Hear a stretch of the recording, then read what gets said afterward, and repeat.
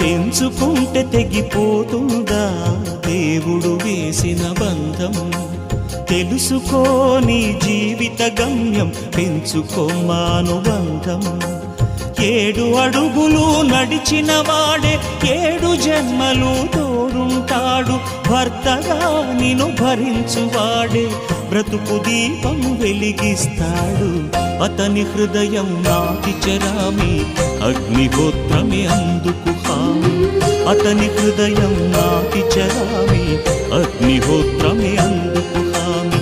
తెంచుకుంటే తెగిపోతుందా దేవుడు వేసిన బంధం? తెలుసుకో నీ జీవిత గమ్యం, పెంచుకోమానుబంధం.